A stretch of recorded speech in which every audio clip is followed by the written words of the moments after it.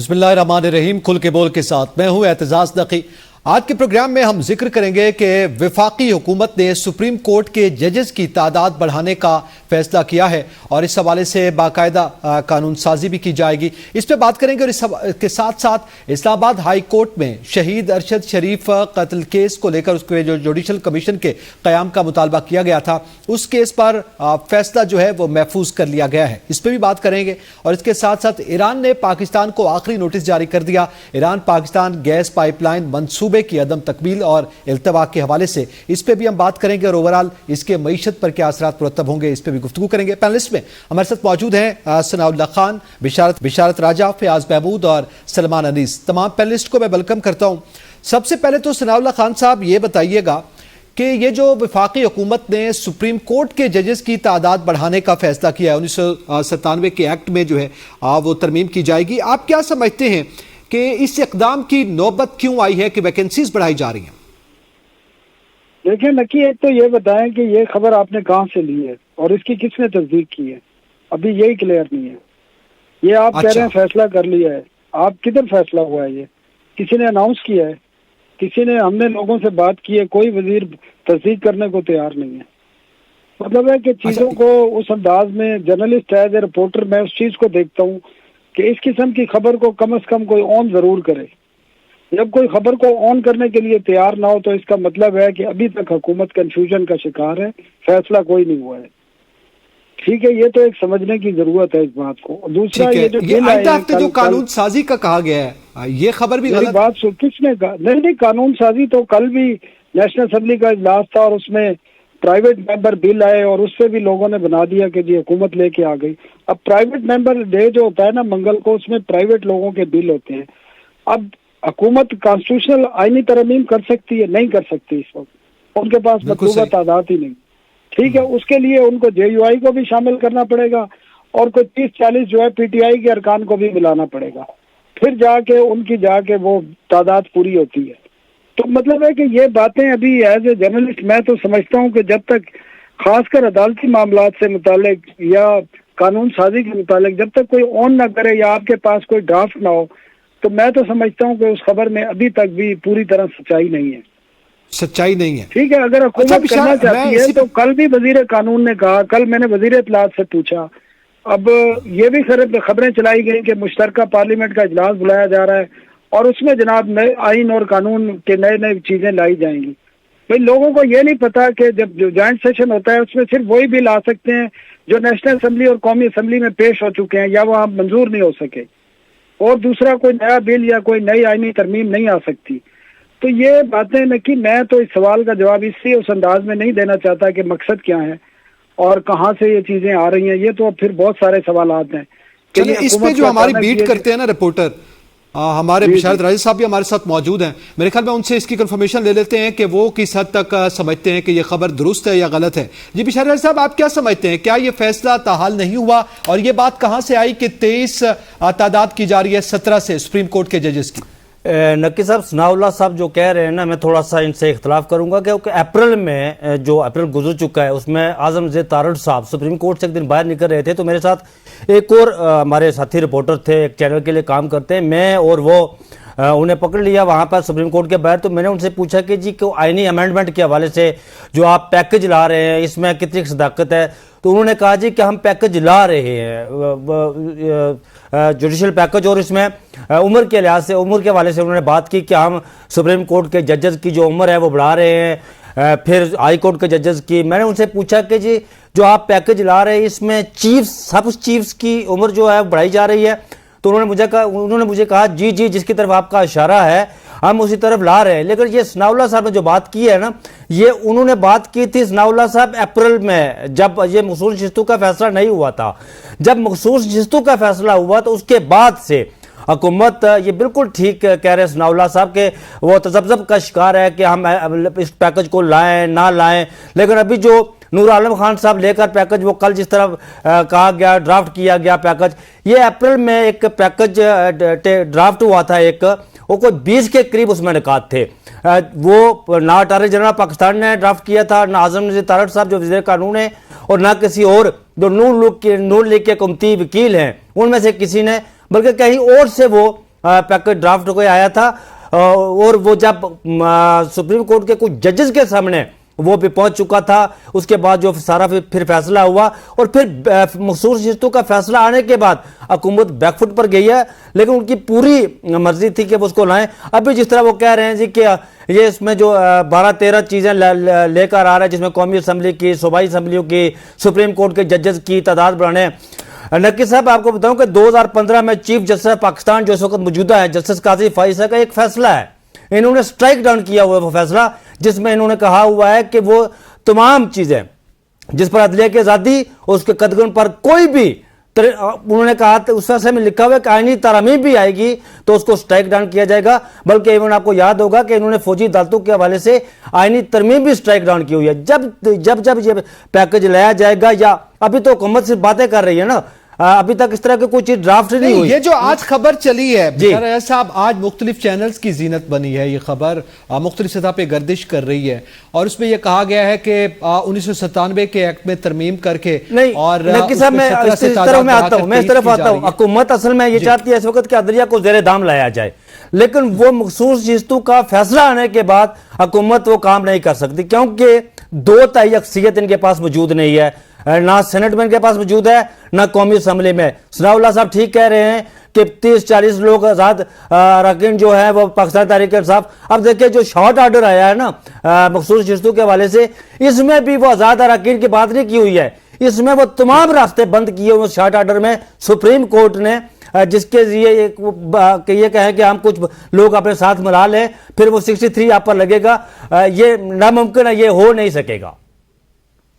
ठीक है, अच्छा, इसी पे फयाज महमूद साहब आपसे जानना चाहता हूं कि ये फिर बात कहां से सामने आई? जैसे 2/3 से ज्यादा आइन साजी के हवाले से तो नहीं है, लेकिन नकी साहब ये गवर्नमेंट के टैक्स होते हैं जजेस को प्रेशराइज करने के लिए। इस वक्त जजेस भी, हमारी अदलिया भी माजरत के साथ तकसीम है इस वक्त, और वो जो कमिंग चीफ जस्टिस है जस्टिस मंसूर शाह, पिछले दिनों मेरी खबर जो है वो ये है कि कुछ हुकूमती जुमा ने उनसे मुलाकात की और कुछ उनसे मामला डिस्कस किए, और फिर ये हुकूमत के टैक्स होते हैं प्रेशराइज करने के लिए कि जो कमिंग चीफ जस्टिस हैं कि वो शायद कुछ लो दो की बात करें, और वो फिर इस तरह के वो टैक्स होते हैं ताकि उनको किसी एक खास मुद्दे पर लाया जाए। ठीक है, अच्छा, मैं फयाज महमूद साहब, एक तो इस खबर के हवाले से जाहिर है ये एक बड़ा सवाल है कि ये बात कहां से और क्यों हमारे पास जो है वो सामने आती है। और जैसे कि गुज़िश्ता रोज़ अभी सनाउल्लाह खान साहब ने भी एक बात की है कि ये कहा गया था कि एक मुसवदा लाया जा रहा है, और बाकायदा तौर पर एक बड़े इदारे, जिम्मेदार इदारे की जानिब से बाकायदा वहाँ पे एक हमारे मारूफ रिपोर्टर ने उन्होंने कहा कि ये मेरे इल्म में है, उन्होंने ये बात की, और ये खबरें सामने आती रहती हैं, और कुछ खबरें जो है वो ज़ाहिर स्ट्राइक डाउन भी हो जाती हैं। लेकिन इस खबर के मुताबिक आप क्या समझते हैं? क्या इसमें कोई आप आईनी कानूनी पेचीदगी देख रहे हैं कि एक्ट ऑफ पार्लियामेंट जो है वो मौजूदा जो इस वक्त हमारे पास पार्लियामेंट में सूरत हाल है उसमें मुमकिन है कि नहीं है? देखिए नकी साहब, आपको बहुत बहुत शुक्रिया। सनाउल्लाह साहब बड़े हमारे सीनियर जर्नलिस्ट हैं। एक उनकी बात से मैं बिल्कुल इत्तेफाक करूंगा कि इस वक्त तक जो ये खबर सामने आ रही है इसमें कोई ऑफिशियल लेवल पे कोई कंफर्मेशन नहीं है। ठीक है, गवर्नमेंट की समटाइम पॉलिसीज होती हैं कि वो लास्ट टाइम तक अपने जो कार्ड्स है वो शो नहीं किए जाते, लेकिन मैंने खुद आज जब ये चीज एक सामने आई तो मैंने भी फिर अपने सोर्सेज को टेलीफोन घुमाना शुरू किए कि मैंने कहा चले कोई ऑथेंटिक चीज हमारे हाथ आ जाए। तो अभी तक मुझे ऐसी कोई इत्तला नहीं है कि जजेस की तादाद बढ़ाई जाए। देखिए, जो एडहॉक जजेस लगाने थे वो लगा दिए गए, और अभी जजेस की तादाद जब बढ़ाई जाएगी तो तभी बात होगी जब कोई ऑफिशियल लेवल पे कंफर्मेशन आएगी। अभी तक तो ऐसी कोई कंफर्मेशन आई नहीं। लेकिन आपने कहा कि ये खबरें कौन निकालता है, तो ठीक है, ये नर्व्स चेक करने के लिए चूहे छोड़े जाते हैं, और ये दोनों इतराफ से ही छोड़े जाते हैं। कभी हमें जो है दूसरी साइड बताती है कि चीफ जस्टिस काजी फाइज इरसा साहब को एक्सटेंशन दी जा रही है, ये एक्सटेंशन वो ले रहे हैं, लेकिन जो हमारे जर्नलिस्ट ही हैं वो अपनी अखबार में या अपनी खबर में तो वो खबर की तरदीद कर देते हैं क्योंकि उन्होंने पहले खबर दी होती है, लेकिन यूट्यूब पे जब आते हैं तो वो अपनी खबर पे कायम रहते हैं। लेकिन आज तक कोई एक्सटेंशन फिलहाल नहीं हुई, ये बात समझने की है, जो अभी तक एक्सटेंशन हुई नहीं है। तो ये वो चीजें हैं जो चूहे छोड़े जाते हैं नर्व चेक करने के लिए, रिस्पॉन्स चेक करने के लिए कि रिस्पॉन्स क्या आता है। बाकी रही बात, अगर तादाद बढ़ाई जाती है और हुकूमत समझती है कि ये तादाद बढ़ानी है तो उसके लिए जाहिर है उन्हें एक पूरा जो आईनी तरमीम लानी पड़ेंगी, उसके लिए उन्हें अपनी स्ट्रेंथ भी शो करनी पड़ेगी। तो शायद मौलाना फजलुर रहमान साहब से मुलाकातें जो हुई हैं आसिफ अली जरदारी साहब की, ये उन्हीं का हिस्सा ही है। और जो तरमीम आनी है या जो कानून साजी होनी है वो तब तक मुमकिन नहीं हो सकेगी जब तक मौलाना साहब जो है वो हाँ या ना कर दे। तो अभी तक जो मेरी इत्तलात है, मौलाना साहब बिल्कुल इनकारी हैं, वो किसी बात पे आने को तैयार नहीं है। वो ये समझते हैं कि उनके साथ धोखा हुआ है, जो आज हुकूमत में है वो उनके इत्तेहादी थे और उन इत्तेहादियों ने उन्हें अकेला छोड़ दिया और खुद वो आज इक़्तिदार के मजे ले रहे हैं, लेकिन मेरे साथ जो है वो धोखा दिया गया। अभी पिछले दिनों में आपको याद होगा कि उन्होंने अपनी जो स्पीड पावर है, स्पीड की जो स्ट्रेंथ है, वो पीटीआई को भी देने से इनकार किया। उन्होंने कहा कि मैं इस दफा इस्तेमाल नहीं होगा। मैंने आपको याद होगा कि मुस्लिम लीग नून जब मुश्किल वक्त के गुजर रही थी, जब उसको जो है वो डंडे मारे जा रहे थे और हर हवाले से उन्हें दीवार से लगाया हुआ था, तो तब मौलाना फजलुर रहमान की स्पीड पावर को मुस्लिम लीग नून ने इस्तेमाल किया था। आपको याद होगा कि जब एक लॉन्ग मार्च लेके आए थे हमजा शहबाज साहब और मरीम नवाज साहब, दिया गया था, यकीनन वो बहुत बड़ा इंप्रेसिव नहीं था। तो यहाँ पर आके स्टेज पे मौलाना फजलुर रहमान के स्टेज पे शहबाज शरीफ भी खड़े हुए थे, सारे ये लीडरान खड़े हुए थे। तो अभी मौलाना फजलुर रहमान के हाथ में गेम है, वो जब तक हाँ या ना नहीं करेंगे तो ये कुछ नहीं होने वाला। अच्छा, अब इसमें सलमान अनीस साहब, आपके नजदीक आप क्या समझते हैं? एक बात का जवाब, एक बात का जी, ये जो वो हुकूमत की तरफ से दनियाल तनवीर साहब ला रहे थे ना, जजेस की तादाद बढ़ाने के हवाले से जो बिल मूव कर रहे थे, जी जी, राना सनाउल्लाह ने थोड़ी देर पहले उन्होंने ट्वीट किया कि जी हम कोई इस तरह की चीज नहीं ला रहे, कोई प्राइवेट अगर मेंबर लाता है तो फिर हम देख लेंगे, नहीं तो हम उसे स्ट्राइक डाउन कर देंगे। ये बात राना जो सनाउल्लाह साहब जहां बैठे हुए हमारे, उनकी बात से मैं इत्तेफाक करता हूं। वो नूर आलम खान का भी एक वो बिल है, उस पर भी उन्होंने हिमायत का ऐलान किया है, वो रिव्यू के हवाले से है। अच्छा, मैं थोड़ा सलमान साहब आपसे जानना चाहता हूं, आप क्या समझते हैं कि क्या हमारी एपेक्स कोर्ट में या हमारी हाई कोर्ट्स में जजेस की तादाद बढ़ाने की जरूरत है? ज़ेर इल्तिवा केसेस के हवाले से आमतौर पर यह बहस सामने आती है, और ये जो इस वक्त बात सामने आ रही है, क्या इसके पीछे भी वही मुहर्रिकात हैं या कुछ और वजूहात हो सकती हैं? दोनों वजूहात हैं। नंबर एक, जिस चीज़ का आपने सबसे पहले जिक्र किया है वो ये है कि जो आपकी हायर कोर्ट्स हैं, फॉर एग्जांपल सुप्रीम कोर्ट है, तकरीबन 60,000 के करीब केसेस जो हैं वो पेंडिंग हैं। तो जाहिर है एक नेचुरल प्रेशर आपकी कोर्ट्स के ऊपर है। अब क्योंकि जो फेडरल कोर्ट्स और जो आप सुप्रीम कोर्ट, आपकी हाई कोर्ट्स और जो फेडरल शरीयत कोर्ट है, उसकी अपॉइंटमेंट जो है वो फेडरल गवर्नमेंट कर रही होती है। उसके बाद जो आपकी डिस्ट्रिक्ट कोर्ट्स हैं, वो थोड़ा सा मामला जो है वो सूबों की तरफ जाता है। तो जाहिर है ये जो प्रेशर है ये ऊपर की जुडिशरी पे भी है और नीचे की जुडिशरी पे भी है। तो दिस इज़ फॉर श्योर के जजेस ज़्यादा होने चाहिए, ख़ास तौर पे हाई कोर्ट्स में, इसलिए क्योंकि जो सूबों के अंदर जो केसेस हैं वो बहुत ज़्यादा पेंडिंग है, ख़ास तौर पे पंजाब हाई कोर्ट और सिंध हाई कोर्ट के अंदर। लाइकवाइज इस पे एक और भी चीज़ जो है वो कंसिडर होनी चाहिए, और वो ये है कि जो आपके लॉयर्स हैं उनको एलिवेट करके जो आपका ज्यूरिस्ट या जुडिशल सिस्टम है उसका हिस्सा बनाना चाहिए, ताकि आपकी जो जुडिशरी है उसमें एक वाइब्रेंट और जो एनर्जेटिक ज्यूरिस्ट माइंड है उनको एक मौका मिले और वो बेहतर फैसले कर सकें, और उसके अंदर स्पीड और मोटिवेशन का फैक्टर जो है वो भी ऐड हो। प्रैक्टिस तो यही है ना वैसे। जी बिल्कुल, मेन पर्पस तो तकरीबन इसका यही है। तीसरा जो पॉइंट आप जिसकी तरफ इशारा कर रहे हैं वो शाजी जरा जो है ना गौर तलब है, वो ये है कि हमने देखा है कि जो गुज़िश्ता साल हैं उसमें जो हमारे जजेस की अपॉइंटमेंट थी वो थोड़ी कॉम्प्रोमाइज हुई है, ये हम सबको मानना पड़ेगा। उसमें जो आपकी पॉलिटिकल इन्फ्लुएंस है और जो पॉलिटिकल इन्फिल्ट्रेशन है वो बहुत ज़्यादा है। उसके बाद जो आपका मुक्तदरा है जिसको आप एस्टैब्लिशमेंट कहते हैं, उनकी इन्फिल्ट्रेशन भी बहुत ज़्यादा है, जिसका इस्लामाबाद हाई कोर्ट ने तो बरमला जो है वो इजहार किया है। तो हमें आगे आने वाले जजेस की जो तादाद बढ़ाएं या आप जिस तरह भी उन वैकेंसीज को फिल करें, एक चीज़ को ज़रूर यकीनी बनाना होगा कि ये जो हमने पार्टिजान कल्चर शुरू किया है ना कि जजेस जो हैं वो पॉलिटिकली मोटिवेटेड हैं या उनका टिल्ट किसी एक पॉलिटिकल पार्टी या किसी एक आइडियोलॉजी की तरफ ज़्यादा है, उससे जो मुल्क का नुकसान है वो बहुत ज़्यादा है। हमने जो गुज़िश्ता ये केसेस चल रहे हैं और जिस तरह अभी जो मामलात कोर्ट के अंदर लगे हुए हैं उसमें जो ये सारी चहम गोइयाँ हो रही हैं, ये जो सारी पीछे बातचीत चल रही है वो इसी वजह से चल रही है क्योंकि जो जजेस का रोल है वो बहुत क्वेश्चनेबल हो गया हुआ है, चाहे वो आपके मौजूदा चीफ हों या आपके मुस्तकबिल में आने वाले चीफ हों। Last but not the least एक चीज़ इसमें सिर्फ ऐड कर लीजिएगा, जहाँ तक बात हो रही है कि जजेस की एज की एक्सटेंशन होगी, कोशिश की जाएगी कि जो मौजूदा चीफ जस्टिस हैं उनको किसी तरीके से रिटेन कर लिया जाए। इसमें اب پینلسٹ بھی ہمارے تھوڑا سا ڈسکس کر سکیں گے. اگر آپ کو یاد ہو جب جسٹس قاضی فائز عیسیٰ کی اپوائنٹمنٹ تھی تو وہ تقریباً مہینہ ڈیڑھ مہینہ پہلے ہی جو ہے وہ اناؤنس بھی کر دی گئی تھی. 3 مہینہ پہلے جی تصحیح کا شکریہ, وہ نوٹیفیکیشن اس کا نکال دیا تھا. اب یہ جو ساری کی ساری ہماری ڈسکشن چل رہی ہے وہ اس وجہ سے چل رہی ہے, اور یہ کنفیوژن اس وجہ سے پریویل کر رہی ہے کہ اس طرح کا کوئی نوٹس بھی گورنمنٹ کی طرف سے سامنے نہیں آیا. تو فور روم فار اسپیکولیشن بہت زیادہ ہے, and people are speculating as you can see. Talk shows کی زینت بنا ہوا ہے یہ موضوع, تو یقیناً بات چیت تو اس پہ جاری ہے. نہیں, یقیناً ظاہر ہے اس کی صحت کے حوالے سے بھی ہم نے کھل کے بات کی ہے, اور اس کے ساتھ ساتھ ہم ارشد شریف کے قتل کے حوالے سے جو کیس کا معاملہ تھا اس میں جوڈیشل کمیشن کے قیام کی بات تھی, اس پہ فیصلہ محفوظ کیا گیا. اس پہ بات کریں گے بریک کے بعد, ساتھ رہیے گا. Welcome back. ذرا آگے بڑھتے ہیں اور میں ثناء اللہ خان صاحب آپ سے جاننا چاہوں گا, اسلام آباد ہائی کورٹ میں فیصلہ محفوظ کیا گیا کہ شہید ارشد شریف کے کیس کے معاملے پر جوڈیشل کمیشن کے قیام کے مطابق آپ کو پتہ ہے گزشتہ تو اسی اسلام آباد ہائی کورٹ میں یہ کہا گیا تھا کہ ان کو غیر منصفانہ ہراسمنٹ کا سامنا بھی رہا ہے. تو آپ کیا دیکھ رہے ہیں کہ ممکن ہو پائے گا جوڈیشل کمیشن کا قیام عمل میں لایا جائے گا؟ دیکھیں نقیب, جو ارشد شریف کا قتل ہے نا, وہ جس طرح ذوالفقار علی بھٹو کو پھانسی دی گئی تھی نا, اور اس کو مکتی اب 46 سال بعد فائز عیسیٰ نے دی ہے, تو یہ ارشد شریف کا جو قتل بھی ہے نا, وہ تو کینیا کی عدالت نے بھی کہہ دیا نا کہ یہ ان آئیڈینٹیفائڈ قتل نہیں تھا, یہ ان آئیڈینٹیفائی کا کیس نہیں تھا, بلکہ سیدھا مرڈر تھا.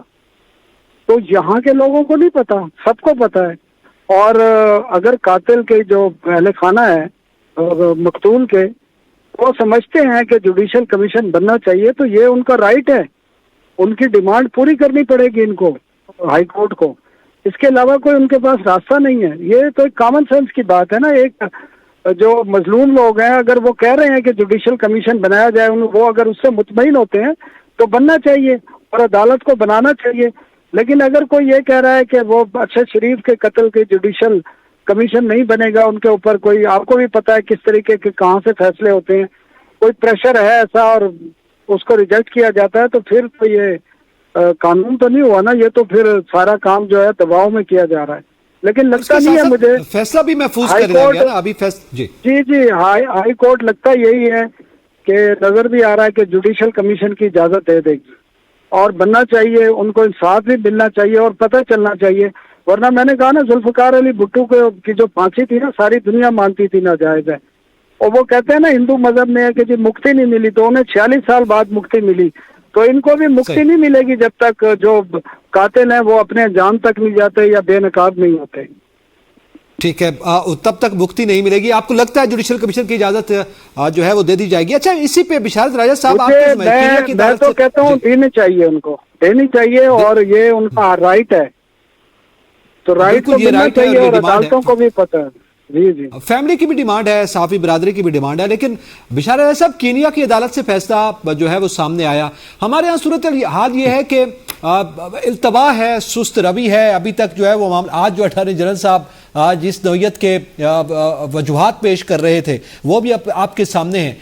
کیا آپ سمجھتے ہیں, ہمارے ہاں تو ابھی تک JIT رپورٹ تک نہیں آ پائی اس پہ, تو کتنی حد تک اس پہ عمل ہو پائے گا جوڈیشل کمیشن کے قیام کے حوالے سے؟ جی, سابق چیف جسٹس عمر عطا بندیال کے دور میں انہوں نے سو موٹو لیا تھا, اس پر کچھ سماعتیں کی تھی. جب وہ اس کے بعد پھر وہ کیس وہاں سرد خانے میں چلا گیا, پتہ نہیں کیوں وہ سرد خانے میں چلا گیا.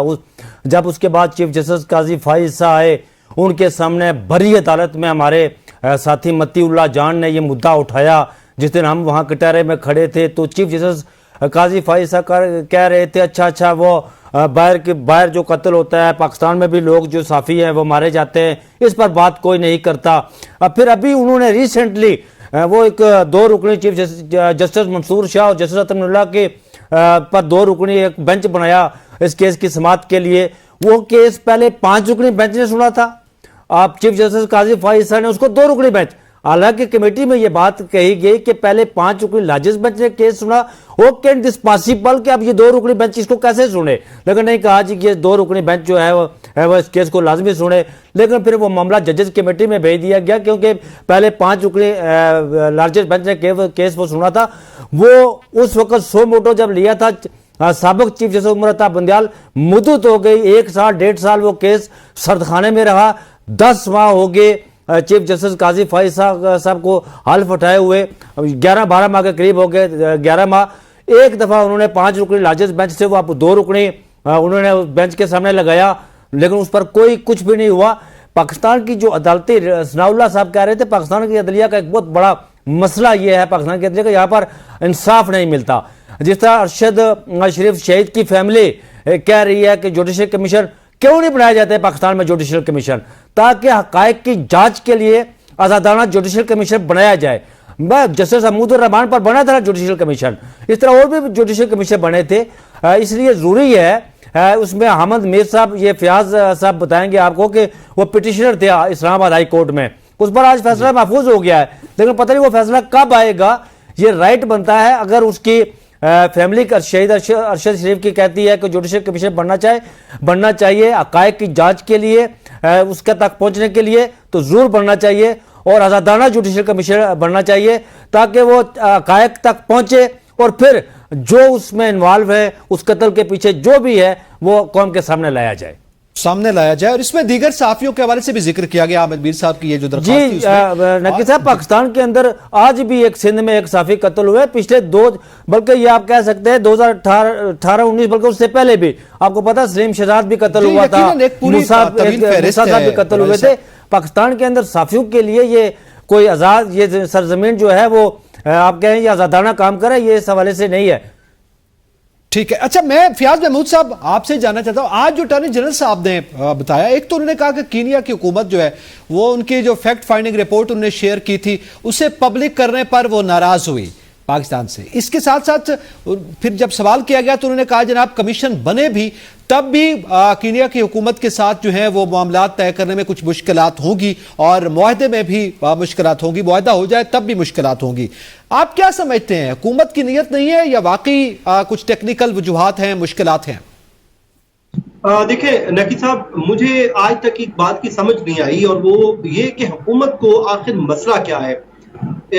हामिद मीर साहब इस्लामाबाद हाई कोर्ट में आए हैं, अरशद शरीफ साहब कत्ल हुए हैं, पूरी दुनिया जानती है, उनको मारा गया है, और एक आसान सा सादा सा एक सवाल वो लेके आए हैं कि इस मामले की जुडिशियल इंक्वायरी करवा ली जाए, जुडिशियल कमीशन बना दिया जाए ताकि इसको शफाफ अंदाज में इंक्वायरी कर दे। और उससे ये होगा कि वो फैमिली जो अरशद शरीफ की फैमिली आज दर दर की ठोकरें खाने को मजबूर है, वो मुतमईन हो जाएगी। तो मुझे समझ नहीं आती कि हुकूमत क्यों कभी सुप्रीम कोर्ट के पीछे छुटती है। जैसे आज अटॉर्नी जनरल साहब ने कहा कि जी ये मामला सुप्रीम कोर्ट में भी है, पहले दिन से ही हुकूमत की कोशिश ये है कि ये दरखास्त यहीं पर ही खारिज हो जाए और मामला सुप्रीम कोर्ट में अगर है तो उसकी आड़ ले ली जाए और किसी तरीके से यहां से इस दरखास्त को खारिज करवाया जाए। बहरहाल अटॉर्नी जनरल साहब ने ये बताया कि जी 5 रुकनी बेंच सुप्रीम कोर्ट में तश्कील दिया जा चुका है और 5 रुकनी बेंच गर्मियों की छुट्टियों के बाद इस केस की समाअत करेगा। फैमिली वो इतने अरसे से इंसाफ की मुतलाशी है, लेकिन क्योंकि सुप्रीम कोर्ट ऑफ पाकिस्तान में छुट्टियां चल रही हैं तो इसलिए ये केस छुट्टियों के बाद होगा। अब इस पे इस्लामाबाद हाई कोर्ट ने फैसला तो महफूज कर लिया है, ये फैसला कब सुनाया जाएगा ये हम में से कोई भी नहीं जानता, क्योंकि पहले भी कई चीजें माजी में देख चुके हैं कि बाज़ औक़ात ऐसे फैसले होते हैं जिनको महफूज कर लिया जाता है और फिर वो पक्के ही महफूज हो जाते हैं। तो देखना होगा कि इसका कब फैसला आता है। तो बाकी रही बात कीनिया की हुकूमत की, तो आज अटॉर्नी जनरल साहब ने एक नई बात बताई जो मेरे लिए बड़ी इंपॉर्टेंट थी और ये कहा कि एक ड्राफ्ट है जो कीनिया की हुकूमत के साथ मुआहदे के लिए अब वो तैयार कर लिया गया है और काबीना ने उसकी मंजूरी भी दे दी है। ये आज अटॉर्नी जनरल साहब ने अदालत को बताया है। लेकिन अब सवाल ये है कि अगर कीनिया के साथ हमारा कोई मुआहदा एग्रीमेंट हो भी जाता है तो क्या कीनिया की गवर्नमेंट वो हमारे साथ तामुन करेगी? ये वही हुकूमत है, ऑल्दो के वहां पे इलेक्शन के बाद हुकूमत तब्दील हो गई है और उन्होंने ये बताया कि वो एक जो है फैक्ट फाइंडिंग रिपोर्ट सामने आने पे वो हमारे साथ नाराज हो गए। भाई आपके मुल्क में एक हमारा जो सीनियर है वो जर्नलिस्ट, उसको मारा गया, आपकी अदालतें उसको जो है वो मर्डर करार दे रही हैं और ऊपर से आप हमारी फैक्ट फाइंडिंग रिपोर्ट्स पे नाराज भी हो रहे हैं। तो मतलब ये हुकूमत को चाहिए कि जो है स्ट्रॉन्ग फुट पे खड़ी हो और जाके भरपूर तरीके से इस मुकदमे को लड़े। और क्योंकि जैसे सनाउल्लाह साहब ने कहा कि ये कत्ल जो है छुपना नहीं है, कभी ना कभी इसको इंक्वायरी होनी है और कभी ना कभी इसको सामने आना है, आज नहीं तो कल कहीं ना कहीं तो इंसाफ करना है। तो बेहतर है इस मामले को अभी ही शफाफ तरीके से इंक्वायरी करवाएं और इंक्वायरी करा के उस फैमिली को जरूर मुतमिन करें, उन्हें मालूम तो हो कि उनके जो बेटे का, उनके खामन का, उनके भाई का वो जो कातिल कौन है। बाकी रही बात آج عدالت میں یہ بھی بتایا کہ 14 صحافیوں کو ٹارگٹ کلنگ کی گئی ہے اور ان میں سے کوئی ایک بھی ایکسیڈنٹ میں نہیں مارا گیا, کوئی گولی سے مر گیا, کوئی دھماکے سے مر گیا. تو یہ صورتحال ہے جس پر اب عدالت نے فیصلہ محفوظ کر لیا ہے. امید کرتے ہیں کہ جلد فیصلہ آئے گا, اور اس میں میرے خیال میں عدالت کو بھی نہیں گھبرانا چاہیے. جوڈیشل کمیشن بنائے, سپریم کورٹ میں جو معاملہ چل رہا ہے وہ چل رہا ہے, اس میں کیا مسئلہ کیا ہے کہ سپریم کورٹ نے کب روکا ہے کہ جوڈیشل کمیشن نہیں بنانا. اگر سپریم کورٹ میں کاروائی چل رہی ہے وہ روک دے, اگر وہاں پہ کوئی روکا نہیں ہے تو پھر میرے خیال میں جوڈیشل کمیشن بنانے میں کوئی قباحت نہیں ہونی چاہیے, اور بالکل بنانا چاہیے تاکہ اس کو شفاف انداز میں اس کو انکوائری کر لی جائے. بالکل آپ اپنے منطقی انجام تک پہنچے. اچھا, اسی میں سلمان صاحب باقی صحافیوں کا بھی ذکر ہو رہا ہے. ایک صحافی ہے محمد بچل, ان کو مسلح افراد نے جو ہے وہ قتل کر دیا ہے آج, اور ان کے قاتل بھی ظاہر ہے کوئی گرفتاری ابھی تک ممکن نہیں ہے. ماضی کی ایک ہمارے ہاں روایت ہے. اس کے ساتھ ساتھ آپ کو پتہ ہے نصر اللہ گڈانی جو ہیں وہ بھی سندھ کے علاقے سے ہیں. ویسے یہ محمد بچل یہ بھی سندھ میرپور ماتھیلو سے ہیں, اور گڈانی صاحب کا بھی تعلق اسی علاقے سے. وہاں پہ یہ صورتحال ہے. اس سے پہلے وہ ناظم جوکھیو والا وہاں پہ بھی ہمارے سامنے ہے, وہاں پہ بھی ایک بڑی صورتحال عجیب و غریب ہے. آپ سمجھتے ہیں ان کو انصاف مل پائے گا؟ جی, میں اپنے دوستوں کی, اپنے پینلسٹ کے اوپر جو ہیں وہ بڑا حیرت انگیز ایک معاملہ ہے, سوچ میں ہی پڑ جاتا ہوں کہ یہ کیا کس سٹیٹ آف مائنڈ کے اندر بات کر رہے ہیں. آپ کینیا کی عدالتوں کے اندر جانا چاہ رہے ہیں اور جوڈیشل کمیشن بنانے کی بات کر رہے ہیں. ادھر سندھ کے اندر جب سے سال شروع ہے 11 صحافی جو ہے وہ شہید ہو چکے ہوئے ہیں. جو گھر کے اندر ہو رہا ہے پہلے اس کی تو انویسٹیگیشن پوری کروا لیں کہ وہاں پہ کیا چل رہا ہے, ان لوگوں کے ساتھ کیا ہو رہا ہے. جو کینیا والے کیسز ہیں ان کو بھی یقیناً دیکھنا چاہیے, اور دیکھا جا رہا ہے, اور پریورٹی کے اوپر یہ کام ہو رہا ہے. تو یہ جو صورتحال ہے یہ ہر طرف ہی بہت زیادہ تکلیف دہ ہے, چاہے وہ پاکستان کے اندر ہو یا پاکستان سے باہر ہوں. Pakistani journalist and international journalist are always subject to all these things. یہ جو پریشرز ہیں جہاں پہ ان کو بعض اوقات اپنی جان کا جو ہے وہ خطرہ ہوتا ہے, یہ سیریس بزنس تو ہے. جہاں تک رہی بات کہ حکومت کیا کر رہی ہے اور حکومت کیا کر سکتی ہے, دیکھیں جو اس کی فیکٹ فائنڈنگ رپورٹس ہوں گی وہ میرے خیال میں بہت زیادہ دھماکہ خیز ہوں گی, جو گورنمنٹ اینٹیسپیٹ کری ہے یا ہمارے ملک کے جو پالیسی میکرز ہیں وہ اینٹیسپیٹ کریں. کیونکہ میرا اپنا ذاتی خیال ہے کہ ارشد شریف شہید کے قتل کے جو تانے بانے ہیں وہ بہت غلط جگہ کے اوپر نکلیں گے. شاید ہم لوگ ان چیزوں کے لیے تیار نہ ہوں. اور اس سلسلے میں ایک چیز آپ لوگوں کے ساتھ یقیناً شیئر کر سکتا ہوں, اور وہ یہ کہ ایک عدد جنرل اس وقت انڈر انویسٹیگیشن ہیں, اور ان سے بہت ساری چیزوں کے اوپر پوچھ گچھ ہو رہی ہے. اور یہ بات خارج از امکان نہیں ہے کہ اس ایک واقعے کے اوپر, وقوعے کے اوپر بھی انویسٹیگیشن ان سے کی جا رہی ہو. تو تھوڑا سا اس کے اوپر وقت دیں. یقیناً اس کے جو فائنڈنگز ہوں گی یا جو شواہد ہیں, چاہے وہ پاکستان میں ہیں یا جو پاکستان سے باہر ہیں, وہ جب عوام کے سامنے رکھے جائیں گے تو پیپل وڈ نو کہ یہ سارا کچھ کیا چل رہا ہے, کون کس کو کس طرح دباتا ہے, آرم ٹوئسٹنگ کس طرح ہوتی ہے, جرنلسٹ جو ہیں ان کو کس طرح ڈرایا دھمکایا جاتا ہے, کیا ان کے ساتھ وقوعے واقعات ہوتے ہیں, ان میں سے کتنے رپورٹ ہوتے ہیں, کتنے رپورٹ نہیں ہوتے. اب یہ جس طرح محمد بچل گنیوں کی آپ بات کر رہے ہیں جن کا کل جو ہے وہ قتل ہوا, ان کو شہید کیا گیا کچے کے علاقے کے اندر. نصر اللہ گڈانی کی آپ نے بات کی, اس کے اندر تو جو ہے وہ نامینیٹڈ تھے غالباً لوگ, اور اس کے بعد وہ وہاں سے عدالت سے ان کو ریلیف بھی مل گئی اور پھر وہ وہاں سے بھاگ بھی گئے. ان کے جو تھے وہ دو ملزمان تھے, خالد لنڈ اور ان کے دو بیٹے شہباز اور خالد لنڈ صاحب ہیں, ان کے ساتھ ضمانت مسترد ہوئی تھی عدالت. دیکھیں اب یہ تکلیف دہ معاملات ہیں نا کہ آپ اب انویسٹیگیشن اور جوڈیشل کمیشن بنانا چاہ رہے ہیں ارشد شریف شہید صاحب کے معاملات کے اندر, جو آپ کے اپنے ملک کے اندر عدالتوں میں ہو رہا ہے اس کے اوپر تو خدا را توجہ دیں. ہم سب اس فریٹرنٹی کے لوگ ہیں شاہ جی. اس سے پہلے کہ ہماری بھی خبریں چل رہی ہیں اور آپ ہمارے اوپر افسوس کر رہے ہوں یا ہم اپنے باقی ساتھیوں کے اوپر افسوس کر رہے ہوں, اس میں میرا خیال ہے جو ہماری جرنلسٹک کمیونٹی ہے اس کو بھی بہت ڈراسٹک سٹیپس لینے چاہیے. صرف گیدڑ بھپکیوں تک بات نہیں رکھنی چاہیے. حامد میر صاحب تھوڑے دنوں پہلے ایکٹیویٹ ہوئے تھے اور انہوں نے کہا کہ کسی کو کوئی دھمکی امیز میسج آئے تو وہ اپنے پروگرام میں شیئر کرے, یہ کرے وہ کرے. اس کے بعد پھر وہی ریٹورک بڑک بازی کرتے ہیں, پھر خود ہی پیچھے ہٹ جاتے ہیں. یہ درخواست بھی میر صاحب ان چیزوں پہ واقعی توجہ ہونی چاہیے, خاص طور پہ جو جرنلسٹ تک کا جو معاملہ ہے. اگر ہم ہی اپنے صحافی بھائیوں کے لیے آواز نہیں اٹھائیں گے اور ان کے لیے نہیں لڑیں گے اور ان کو محض ایک خبر کے طور کے اوپر چلا کے آگے بڑھ جائیں گے, تو پھر کیا دوسرے لوگ ہمارا کیا جو ہے اس سے کوئی پالیسی بنائیں گے یا کیا ہمارے لیے کوئی بہتری لے کے کنکریٹ جو ہے وہ سٹیپس لینے چاہیے, اس پہ خود صافی ذمہ داری ہے. لیکن بہرحال ظاہر ہے ڈیمانڈ تو عدالت سے کی جاتی ہے, درخواست عدالت میں ہی کی جا رہی ہے اس وقت, اور اب دیکھنا ہے کہ وہ اس پہ کیا کرتے ہیں. اس کے ساتھ ساتھ ہم اگلے ٹاپک پہ بات کریں گے کہ ایران نے پاکستان کو جو نوٹس دیا ہے, ایک وارننگ دی ہے, اس کے بعد کیا معاملات ہوں گے اور کیا حقیقت ہے, آپ بات کریں گے بریک کے بعد, ساتھ رہیے گا. Welcome back. آگے بڑھتے ہیں اور بات کرتے ہیں Iran Pakistan gas pipeline منصوبے میں اس وقت جو موجودہ صورتحال ہے اور ایران نے کیا کہا ہے. میں ثناء اللہ خان صاحب آپ سے جاننا چاہوں گا, آپ کیا سمجھتے ہیں کہ ثالثی عدالت میں جانے کے حوالے سے کہا گیا 22 ستمبر میں گیس پائپ لائن ظاہر التوا کا شکار ہے پاکستان کی جانب سے, پہلے بھی ہم نے ان سے وقت مانگا ہے. آپ کیا سمجھتے ہیں اگر یہ صورتحال پیش آتی ہے تو پاکستان کو کیا نقصان ہو سکتا ہے؟ دیکھیں یہ جو ایگریمنٹ ہوا تھا نا 2009 میں, تو وہاں میں خود بھی موجود تھا, آصف زرداری اور ایران کے جو صدر تھے اس وقت کے, یہ گیس سیل پرچیز ایگریمنٹ اس کو کہتے ہیں, یہ ہوا تھا. اس کی 25 سال مدت تھی اور اس میں جو گارنٹر تھا وہ جو یہ آپ کی انٹرنیشنل کورٹ آف آربیٹریشن ہے وہ تھی, اس میں شامل ہوتی ہے, وہ فرانس میں ہے اس کا ثالثی عدالت. تو وہ پہلی دفعہ کیونکہ جب یو ایس سینکشن لگتی ہیں تو وہ یو این کے ذریعے کسی کنونشن کے ذریعے لگتی ہیں, اور وہ کنونشن پہ جب اس وقت ہوا تھا ایگریمنٹ جب وہ اتنے ایشو نہیں تھے, یہ بعد میں ہوئے ہیں جب ایران کے جو ایٹمی پروگرام کی وجہ سے لگائی گئی تھی پابندیاں, یہ اس پابندیوں میں آتا ہے. تو ایران اپنے حصے کا کام کر چکا ہے, وہ بارڈر پہ بچھا چکا ہے. لیکن مجھے نہیں لگتا کہ کیونکہ یہ پہلی دفعہ نوٹس نہیں دیا ایران نے 2019 میں بھی پاکستان کو نوٹس دیا تھا کہ وہ لیگل اس کے لیے جا رہا ہے. اس کے بعد 4 سال کا وہ دوبارہ سے ایگریمنٹ پہ نظر ثانی کرتے ہوئے اس کو 4 سال کی ایکسٹینشن دی تھی, اور پاکستان نے ستمبر 2024 تک یہ پائپ لائن جو ہے اس کو مکمل کرنی تھی, اور جو یومیہ بنیادوں پر 750 million cubic feet gas Pakistan نے خریدنی تھی.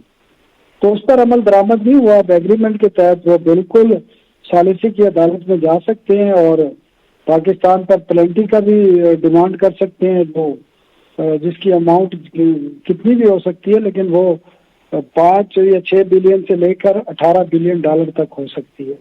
تو پاکستان کی طرف سے اس نوٹس کو جب یہ ملا ہے, آج میرے خیال میں 12 دن ہو گئے ہیں اس کو, تو ایران کے ساتھ رابطہ ہوا ہے. تو اس میں حوالے سے اس نوٹس سے پہلے ہی معاملات کو حل کرنے پر بھی بات چیت ہو رہی ہے, اور ساتھ ہی جو اس کے لیگل پہلو ہیں اس پر جو ایکسپرٹ ہیں ان سے بھی رائے لی جا رہی ہے. اور آج وزارت پیٹرولیم کے ہماری حکام سے جو بات ہوئی تھی وہ کہتے تھے کہ پاکستان کا کیس اس حوالے سے کافی اسٹرانگ ہے, یو این کی سینکشن ہے, یو ایس کی, ان کے جو اپنے قانونی پابندیاں ہیں پاکستان کو پھر فیس کرنی پڑ سکتی ہے. پاکستان کو ڈیفینس کے جو کچھ حالات آتے ہیں یو ایس سے وہ بند ہو سکتے ہیں, اور جو ڈیفینس کے شعبے میں پاکستان کو کچھ ٹیکنیکل اور دوسرا تعاون دیا جا رہا ہے وہ بھی بند ہو سکتا ہے. تو بہت ساری چیزیں ہیں اس کی, اور یہ کیس ایران کا بھی اتنا مضبوط نہیں ہوگا اگر وہ کورٹ میں جاتے بھی ہیں تو.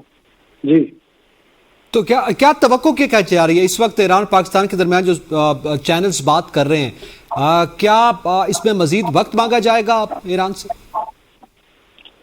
دیکھیں بات یہ ہے کہ بات اب صاف صاف کرنی ہوگی, کیونکہ اور صاف ایران کو بھی پتہ ہے, ہمیں بھی پتہ ہے کہ جو سینکشن کے ہوتے ہوئے آپ یہ پائپ لائن نہیں بنا سکتے, ایران سے گیس آپ نہیں خرید سکتے.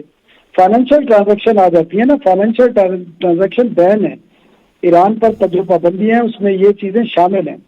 تو آپ ہاؤ کین اے کنٹری جو بیسی جو جس میں مختلف فورم پر, جیسے اب IMF کا پروگرام ہے, میری تو بات ہوئی ہے فائنانس منسٹر سے بات ہوئی ہے, دے اگریڈ کہ اس میں پولیٹیکل ایجنڈا ہوتا ہے. میں آپ کو میں چیز بتاؤں, جب پاکستان الائی تھا نیٹو کا اور امریکہ کا افغانستان میں, تو ہم نے 2 دن کی ڈسکشن میں $3 بلین کا IMF کا جو ہے پروگرام لے لیا تھا, اور یہ شرائط بھی نہیں تھی جو آج لگائی جا رہی.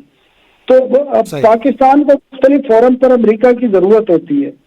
تو امریکہ سے براہ راست آپ جو ہے اختلاف کرنا یا ان کے سامنے کھڑے ہو جانے کا, ہماری جو ہے نا ابھی تک ہم فائنینشلی اور ٹیکنیکلی اتنے ویک ہیں, دوسروں پر ہمارا انحصار ہے کہ ہم کھڑے نہیں ہو سکتے فی الحال. ٹھیک، ہمارے لیے ممکن نہیں ہے. بشارت راجہ صاحب، اسی سطح پہ ہم بات کریں، ظاہر ہے یہ ایک منصوبہ تھا جس میں پاکستان کو بھی فائدہ تھا، ایران کو بھی، اور 2009 میں ہوا. اس کے بعد پھر سینکشنز کا جیسے ثناء اللہ خان صاحب نے ذکر کیا ہے. لیکن کیا آپ سمجھتے ہیں کہ ہماری جانب سے اس دوران جب تک یہ سینکشنز نہیں لگی تھی، 2015 تک تقریباً ہمیں فائنل کرنا تھا میرے خیال میں، اگر میں صحیح کہہ رہا ہوں تو، کیا ہماری جانب سے کچھ سست روی بھی دکھائی گئی ہے اس معاملے پر؟ صحیح ہے، بالکل جی. ثناء اللہ صاحب چلے یہ بیٹ بھی کرتے ہیں، انہوں نے بہتر اس کو ایلیبریٹ کیا ہے. میں سمجھتا ہوں کہ پاکستان کی طرف سے جب بھی کوئی اس طرح کے معاہدے کیے جاتے ہیں تو پاکستان کی طرف سے ہمیشہ سست روی کا مظاہرہ کیا جاتا ہے. وہ ریکوڈیک والا آپ دیکھ رہے ہیں، وہ رینٹل جو بجلی کے کرائے کے گھر لائے گئے تھے، وہ معاملہ جب بھی پاکستان نے کوئی اس طرح کا معاملہ کیا، پاکستان کی طرف سے ہمیشہ جو ہے وہ سست روی کا مظاہرہ کیا جاتا ہے. پھر جن کے ساتھ معاہدے کیے جاتے ہیں وہ پھر وہ ان ثالثی عدالتوں میں چلے جاتے ہیں، وہاں سے پاکستان کو جرمانے بھی ہوتے ہیں. ریکوڈیک والے معاملے میں پاکستان کو بھاری جرمانہ، اس میں سپریم کورٹ بھی کود پڑی تھی. افتخار چودھری صاحب اس وقت چیف جسٹس تھے، وہ بھی کود پڑے. پھر وہ اسٹیئرنگ کاپڑی تھی، وہ وہاں کہاں گئی. یہ پاکستان میں اس طرح کے بہت سارے معاملات ہیں، ایشوز ہیں پاکستان کو. اور پاکستان کو میں سمجھتا ہوں کہ جب بھی کسی ملک کے ساتھ یا ممالک کے ساتھ یہ جب ایگریمنٹ کرتے ہیں تو اسے یکسوئی کے ساتھ انہیں، ٹھیک ہے یہ بات ثناء اللہ صاحب کی درست ہے کہ بہت ساری اس میں عالمی جو برادری ہے وہ بھی روڈیٹ کرتی ہے، بہت سارے اور مسائل بھی پیدا ہوتے ہیں. جس طرح پاکستان نے ایران کے ساتھ یہ گیس والا معاہدہ کیا، بیچ میں امریکہ، انڈیا کی طرف سے اور پڑوس کی طرف اور بھی بہت سارے معاملات ہوئے، لیکن پاکستان کو یکسوئی کے ساتھ اس معاملے کو جو ہے نا وہ پے تکمیل تک پہنچانا چاہیے تھا. لیکن میں نہیں سمجھتا کہ جس طرح ایران نے بات کی ہے، اور ثناء اللہ صاحب بھی کہہ رہے ہیں کہ اس سے پہلے بھی انہوں نے بات کی کہ ہم عالمی ثالثی عدالت سے رجوع کریں گے، وہ باتیں تو ہوتی ہیں. شاید وہ ایران نے اس لیے بات کی ہو کہ پاکستان اس طرف توجہ دے اور یہ منصوبہ جلد از جلد پے تکمیل تک پہنچے. صحیح. اچھا، اب اس میں فیاض محمود صاحب آپ کیا سمجھتے ہیں؟ ایک جانب ظاہر ایران سے بات کر رہے ہیں، وقت مانگنے کی بات کر رہے ہیں، دوسرا یہ بھی اپنی جگہ پر ہے، یہ بتایا گیا ہے کہ ہمارے پاس سٹرونگ پوائنٹس ہیں اگر یہ معاملہ ثالثی عدالت میں جاتا ہے، اور اس میں ظاہر ہے ایک بڑی وجہ جو ہے وہ ان سینکشنز کی ہے جو خود ایران پر ہے. لیکن آپ کیا سمجھتے ہیں دوسری جانب کیا ہم اس پوزیشن میں ہیں کہ امریکہ سے بھی بات کر سکتے ہیں اس معاملے کو لے کر کہ ہمارے ملک میں اس وقت توانائی کا بحران ہے اور ہمارا ایک ایگریمنٹ موجود ہے، اور کیا ہم ان سے کسی حد تک کوئی رعایت لے سکتے ہیں؟ پاسبلٹی آپ کو نظر آ رہی ہے ایسی کوئی؟ نقی صاحب، سب سے پہلے تو اگر ہم بات کریں نا اس معاہدے کی، تو ایک تو 2009 میں، بعد میں آپ کو یاد ہوگا مارچ 2013 میں زرداری صاحب یہاں سے گئے تھے، اور وہاں کے ان کے اس ٹائم کے جو صدر تھے احمد نژاد، ان کے ساتھ مل کے انہوں نے بھاگم دوڑ میں جلدی الیکشن سے قبل یہ افتتاح بھی کر دیا. اس کے بعد اناؤنسمنٹ بھی ہوگی کہ 2015 میں گیس پائپ لائن میں سے سپلائی بھی گیس کی شروع ہو جائے گی. لیکن کیا اس وقت زرداری صاحب کی حکومت کو یا پھر زرداری صاحب کو یہ معلوم نہیں تھا کہ ایران کے اوپر سینکشنز لگی ہوئی ہیں، اور کیا ہم اس معاہدے کو پایا تکمیل تک بھی پہنچائے پائیں گے یا نہیں؟ لیکن کیونکہ یہ فیصلے ہم سیاسی فائدے حاصل کرنے کے لیے کرتے ہیں تو خمیازہ اس کا الٹیمیٹلی پاکستان کو بھگتنا پڑتا ہے. تو میرے خیال میں ہم وہ کام کیوں کرتے ہیں جس کا وزن اٹھا نہیں سکتے؟ یا تو ہم وہ معاہدہ ہم نے کر لیا تھا، پھر ہم لیکن اس میں فیاض صاحب میرے خیال میں جیسے ابھی صدر صاحب نے بتایا کہ 2009 میں یہ ایگریمنٹ ہوا ہے اور 2015 کی تکمیل کا وقت تھا، تو سینکشنز میرے خیال میں اس کے بعد جو ہے وہ بڑھنا شروع ہوئی ہیں. نہیں، سینکشن تو ایران کے اوپر آج سے تھوڑی لگی ہوئی ہے، تو سال ہو چکے ہیں ان کے اوپر سینکشن لگی ہوئی ہیں. ان کو بالکل جو ہے وہ تنہائی کا شکار کیا ہوا ہے. یہ تو بعد میں بلکہ 2016-17 میں جا کے تھوڑا سا اس میں جب بات چیت کا ایک سلسلہ شروع ہوا تھا، اس کے بعد اس میں لگا تھا کہ شاید بہتری آ جائے گی، تو پھر پاکستان کو بھی امید ہوگی. لیکن آپ کو یاد ہوگا اس ٹائم امریکہ نے بڑا اس پہ سخت رد عمل دیا تھا، اور انہوں نے کہا تھا کہ جو ایران کے ساتھ کام کرے گا اس کو دیکھنا ہوگا کہ عالمی پابندیاں لگی ہوئی ہیں. تو یہ میرے خیال میں ہمیں دیکھنا ہوتا ہے. ریکوڈک کا دیکھیں ہم نے کیا کیا، کس قسم کا ہم نے معاہدہ کیا تھا جس میں ہم نے سب کچھ اٹھا کے ان کو دے دیا. بعد میں ہماری آنکھیں کوئی کھولتا ہے تو ہمیں پتہ چلتا ہے ہمارے ساتھ تو ہاتھ ہو چکا ہے. تو ہمارا جو مسئلہ ہے وہ مقبول فیصلے کرنے کے لگ جاتے ہیں. ہم کیا کرتے ہیں، صرف اپنے ووٹ بینک کو دیکھتے ہوئے ہم فیصلے کرتے ہیں، اس میں ہم اپنے قومی مفادات کو پسے پش ڈال دیتے ہیں. باقی رہی بات جو ہمارے پاس اس وقت سب سے بڑا جو آپشن یہی ہے کہ کیوں نہیں ہوا، یہ اس میں سادہ سی بات ہے، سینکشن لگی ہوئی ہیں، یہ ہم تکمیل اس کی کر سکتے ہی نہیں ہے جب تک امریکنز اس پہ یا جو عالمی پابندیاں ہیں وہ ختم نہ ہو. باقی نہیں ہماری پوزیشن تو ظاہر ہے ہماری آپ سب کے سامنے ہے کہ ہم کس سے کیا بات کر سکتے ہیں. اس وقت ہمارے اپنے ہی اتنے زیادہ مسائل ہیں, اتنے خلفشار ہے جو بلوچستان میں وہاں پہ جو کچھ ہوا کل, اس کے علاوہ جو دیگر معاملات چل رہے ہیں, تو ہم تو اپنے اندرونی معاملات میں اتنے الجھے ہوئے ہیں کہ ہم نے وہاں پر جا کے کیا معاملات آگے بڑھانے یا کیا نہیں بڑھانے. تو سب سے پہلے تو مسئلہ سینکشنز ہی ہیں, جو اگر وہ ایران جاتا بھی ہے تو مجھے نہیں لگتا کہ ابھی وہ جائے گا, کیونکہ ایران بھی یہ صرف جانتا تو ہے کہ اس کے اوپر پابندیاں ہیں. تو پاکستان کا کیس اتنا ویک نہیں ہے اس معاملے میں. عالمی عدالتیں جو ثالثی ہے وہ بھی دیکھیں گے کہ اس وقت کیا پاکستان بنا سکتا بھی ہے یا نہیں بنا سکتا. ہاں, اس میں صرف وہ معاہدے کو کانٹینٹ دیکھنا ہوگا کہ اس وقت معاہدے میں کیا چیزیں لکھی گئی تھیں, اس میں کیا باتیں ہوئی تھیں. یہ تو ظاہر ہے وہ سامنے آئے تو پھر ہی ہم سمجھ سکتے ہیں. بہرحال جو پاکستان کی اس وقت صورتحال ہے, مجھے نہیں لگتا کہ اس پہ بہت زیادہ ایران کو کچھ ملنے والا ہے, کیونکہ اس کو سینکشنز لگی ہوئی ہیں اور وہ پہلے اپنی سینکشنز ختم کروا لیں, ہم اپنا پائپ لائن بنا لیں گے. صحیح. اچھا, اب اس میں سلمان نیز صاحب, ایک جانب تو یہ صورتحال ہے کہ ہم ایگریمنٹ کرتے ہیں اور بذات خود ایگریمنٹس کے حوالے سے بھی سوال ہیں کہ وہ سیاسی مقبولیت کی بنیاد پر ہیں یا وقت کے تقاضوں کی بنیاد پر ہیں یا اس میں بعد میں کوئی مشکلات آئی ہیں. دوسری جانب اس وقت ہم جہاں کھڑے ہیں, جس سٹیٹس کا ہم ذکر کر رہے ہیں کہ ہم ایون کہ بات نہیں کر سکتے, ظاہر ہے ہم قرضوں میں جکڑا ہوا ملک ہیں, وہاں پہ ہمارے وزیر اطلاعات تارڑ صاحب کا کوئی دیر پہلے بھی بیان شام کو آج سامنے آیا, انہوں نے کہا بہت سے ترقی یافتہ ممالک جو ہیں وہ پاکستان کی طرف دیکھ رہے ہیں. یہ بیان کیسا بیان ہے؟ کون سے ممالک ہیں جو ہماری طرف دیکھ رہے ہیں؟ بہت سارے ممالک ہیں, لسٹ تو وہی بہتر بتا سکیں گے, اور وہ جن ممالک کی طرف ذکر کر رہے ہیں ان میں سے بیشتر افریقہ میں ہیں, کچھ جو ہے نا میرا خیال ہے انٹارکٹیکا میں ہوں گے جو ہماری طرف دیکھ رہے ہوں گے. یہ ابھی بات کر رہے تھے راجہ بشارت صاحب کے, پتہ نہیں کیوں ہم اپنی جو پالیسیز ہیں اس کے بارے میں ہم جو ہے وہ کنسسٹنٹ نہیں ہیں. ارے میاں 2009 کی صورتحال اور تھی, 2013 کے اندر امریکہ کے ساتھ پاکستان کے تعلقات بالکل اور تھے. وہ کیری لوگر بل کے اوپر آپ سے حساب کتاب مانگ رہے تھے تو ان کو کوئی شٹ اپ کال دینی تھی, یہ سارا کا سارا ایگریمنٹ ان کو دکھانے کے لیے تھا. تو یہاں تو یہ سارے کے سارے معاملات چلتے رہتے ہیں. اور رہی ضرورت کی بات اور پالیسی میکرز کی بات, تو اتنی خوبصورت باتیں ہیں. جو پاکستان کا 5 ایئر اکانومک پلان تھا 1983 کا, مجھے یاد پڑتا ہے, اس میں لکھا تھا کہ کالا باغ ڈیم بنا لینا چاہیے. تو ہم 40 سال سے اپنے لیے ڈیم نہیں بنا سکے, تو یہاں سے گیس پائپ لائن اور اس کے بعد آئل کی پائپ لائنیں, اور وہ مجھے یاد ہے پچھلی گورنمنٹ کے اندر انہوں نے کراچی کے اوپر آف شور ڈرلنگ کی تھی, اور انہوں نے کہا کہ بھائی دنیا انسان کی تاریخ کا پچھلے 2500 یا پتہ نہیں 2.5 لاکھ سال میں سب سے بڑا تیل کا خزانہ مل گیا ہے کراچی کے آف شور. اس کے اندر وہ چنوٹ اور لویا بھی ملا تھا, جدا جو دل کرتا ہے وہ ایک باری پاکستان جو کٹ لیتا ہے, جس کا جو دل کرتا ہے وہ پاکستان کے اندر سے برآمد کر لیتا ہے. بس وہ آپ کو ہمیں نظر نہیں آتا, اور اس کا جو اکانومک امپیکٹ ہے وہ پتہ نہیں کیوں ہماری غریب عوام تک جو ہے نا وہ نہیں پہنچ پاتا. جب میں بچپن میں وہ مطالعہ پاکستان پڑھتا تھا تو پاکستان کے اندر گیس کے سب سے بڑے ذخائر تھے, پھر تھوڑا بڑا ہوا تو پتہ لگا ریکوڈک کے اندر پوری دنیا کا سونا وہاں پہ پڑا ہوا ہے, پھر پتہ لگا کہ پتہ نہیں اور تیل نکلا ہے اس کے اندر سے, آیا ابھی تک کچھ نہیں ہے. اور پھر جو ہمارے کانسپریسی تھیورسٹ ہیں وہ کہتے ہیں تو نہیں پتا انگریز آئے نے جہازیں جو بڑے بڑے پتھر لے گئے نے اتھوں, تو بس ہم تو سن ہی رہے ہیں, مرشد دیکھ ہی رہے ہیں. ٹھیک ہے, چلیں یہ صورتحال ہے, اس ایگریمنٹ کی بھی وہی صورتحال ہے. لیکن ثناء خان صاحب, آپ کیا سمجھتے ہیں, اکنامک امپیکٹ کی بھی بات کر اکنامک سچویشن کا آپ ذکر کریں تو انٹرنیٹ شٹ ڈاؤن سے ابھی یہ فگر سامنے آیا کہ 65 ارب روپے کا نقصان ہوا ہے. ایک تو یہ تصدیق کیجئے گا ہماری, اور دوسرا 8 کروڑ تقریباً 30 لاکھ جو ہے وہ لوگ بھی متاثر ہوئے ہیں. آپ کیا سمجھتے ہیں, ابھی یہ تو گزشتہ سال کا فگر ہے, یعنی کہ گزشتہ سال انٹرنیٹ جو سست روی کا شکار ہوا, اس سال تو اس سے کہیں زیادہ ہے. کیا ایکسپیکٹ کیا جا رہا ہے, اس سے ہم کتنا بڑا نقصان اٹھانے جا رہے ہیں؟ دیکھیں, حکومتی خود جو ایک سینیٹر ہے فان اللہ, انہوں نے آئی ٹی کمیٹی میں پچھلے ہفتے بتایا تھا کہ $50 کروڑ کا نقصان ہو چکا ہے. اب $50 کروڑ کا آپ حساب کر لیں, تقریباً 140 ارب روپے بنتے. تو یہ سرکار کا خود جو ایم این اے کمیٹی میں وہ بتا رہے ہیں. تو چلے اس کو نہ کریں, 100 ارب کر لیں, 100 ارب کا تو لاس ہو چکا ہے. لیکن اس کے ساتھ جو ہماری امپلائمنٹ کی ریٹ ہے اس وقت 10%, ہائیسٹ ہے پاکستان کی ہسٹری کی ورلڈ بینک کے مطابق.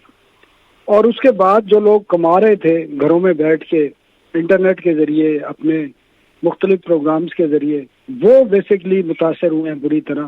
ان کی آمدن ایک علیحدہ اس کا فگر پھر نکالنا پڑے گا. تو اس صورتحال میں آپ کو جہاں اکانومی ایمرجنسی ہے، اکانومی میں آپ کو دیگر ایشو پولیٹیکل اور سیکورٹی کے ایشو زیادہ اہم لگ رہے ہیں. تو پھر دیکھ لیں، پھر اس ملک کا یہی حال ہوگا اکانومی. تو پھر حکومت کی پریورٹی کیا ہے؟ یقیناً یہ ایک بڑا معیشت ہے یا سیاست ہے، دیگر معاملات ہیں. بہت شکریہ تمام پینلسٹ کا ہمیں وقت دینے کا. اسی کے ساتھ ہی اجازت دیجیے گا. اللہ حافظ.